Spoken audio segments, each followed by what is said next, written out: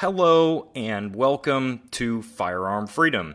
This is going to be a slightly different style of video.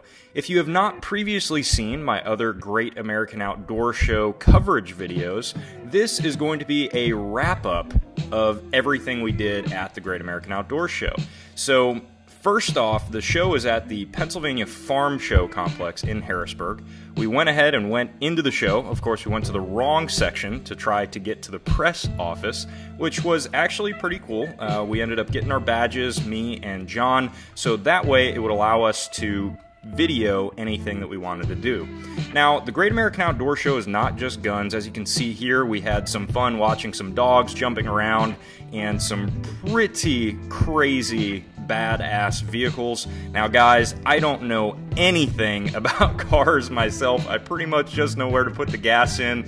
Guns is more of my thing, but we had to stop and just get this really cool Ford on camera because I just thought it was mint. Now I want to throw a huge shout out to John, who you guys have seen multiple times on the channel, for coming along with me to help film everything that we were doing. He was helping me film on the interviews, walking around in the actual show itself, and if you guys are wondering why the camera is kind of bouncing back and forth and a little bit unsteady, it's because it was packed at this show. It is a much smaller style of show than SHOT or anything like that. There's much less distributors there as far as firearms, but as you can see, there's still a ton of people walking around, and unfortunately John got stuck with the bag and a big tripod on it, so he was definitely bumping into people multiple times. Now, the only downside to the Great American Outdoor Show is many of the main manufacturers are not going to bring a lot of the really cool stuff that is at SHOT. Now, one of our first stops that we went to was the Magpul booth. It was a really cool booth, and there were a bunch of great guys. They had a bunch of cool stickers everywhere that you know we grabbed, and one of the first things we took a look at was the CZ Scorpion Magpul upgrades. You can see here this Magpul magazine for the CZ Scorpion. It felt phenomenal. Very light, it felt very rigid and solid, and it's a 35 round magazine. And one of the biggest plus sides that I saw to this was the fact that it really did not change the overall profile of the standard magazine. They also changed the grip. Unfortunately, they said they are not coming out with this grip in flat dark earth yet. They want to test the market, and when they do come out with it in flat dark earth, I might have to grab one. The next thing that we took a look at was the MP5 upgrades. You guys know I had to check out the HK MP5 upgrades, and that included a ambidextrous safety, a trigger housing, and a forend for both the full-size and K configurations. Now, these were 3D printed models, so obviously you can't really tell exactly how it's going to look, but I have to say I was very impressed. You guys know I'm a little bit more of a purist when it comes to the MP5. However, these forends did look pretty cool. It almost looked like an MP5 SD configuration in a way. This other thing that we took a look at was this suppressor cover. This was something that Magpul's actually had for a while, but it was the first time I'm seeing it. It actually has steel inserts on the inside. I've had really bad luck with other suppressor covers before melting on me, and this one, and especially talking to some of the Magpul guys, listening to their testing, seems to be extremely rugged, and it'll actually fit on the Omega along with many other suppressors, not just the Surefire SOCOM. The next beast that we took a look at was this 50 round drum for an AR-10. They're calling it the D50, and I was blown away by this. It looks really cool, and I don't have an AR-10 on the channel yet, but it's actually making me think about getting one relatively soon just because of how cool it is.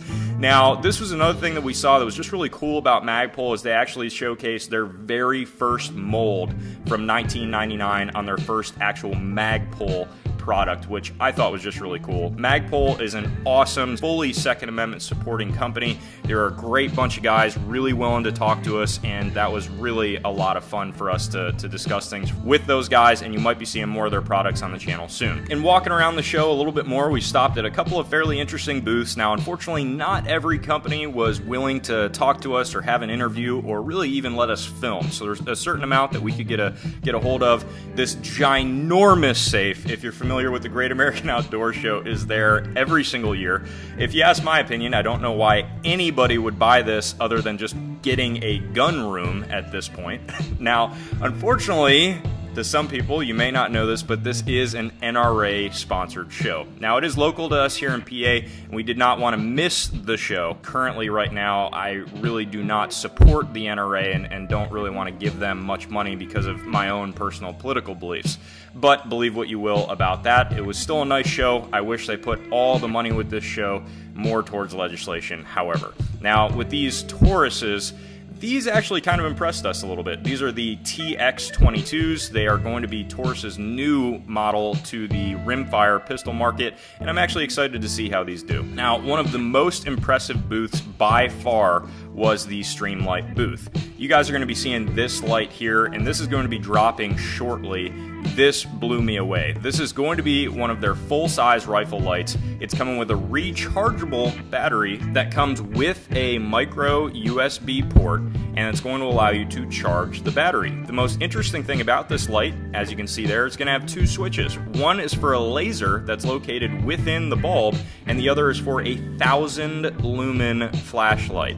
And guys, I am so excited to get my hands on this. You can see the port for the laser there. It just blew me away. It looked very, very impressive. Now, the other thing that blew me away was this TL Racker. I believe it has around 825 lumens. You have a button panel on both sides of the light. You can see it's really easy to activate. There's sections for momentary and sections for constant. And once they put this out, I believe the retail is like $225, and my jaw dropped. I'm like, no way. You guys are familiar with some of the Surefire offerings out there.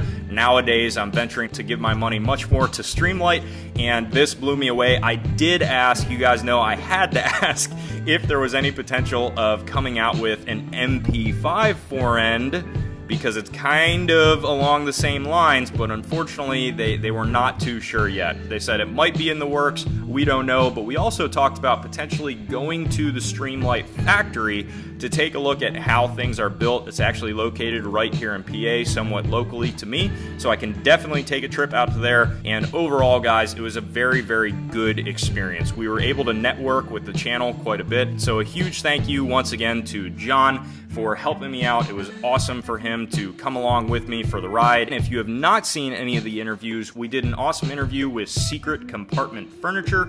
Jill, the CEO of Secret Compartment Furniture, was very willing to have a conversation with us about the different things that she offers, and there was a lot of really cool stuff. So be sure to check that out. It is currently on the channel. I will throw a card up in the right-hand corner right now. Along with that, we also interviewed with Drew from Mossberg, taking a look at a lot of really cool products that they are now offering in the 2019 year. That will also be up in a card in the right-hand corner right now. That's going to wrap this video up. Be sure to head down to that description, click on all those links. There will be links to the Firearm Freedom Facebook, Twitter, and Instagram account. That first link will take you to a video on the Facebook account letting you know how you can support the channel and everything that we do here. Thank you guys so much for watching, and as always, stay tuned for more great videos to come soon.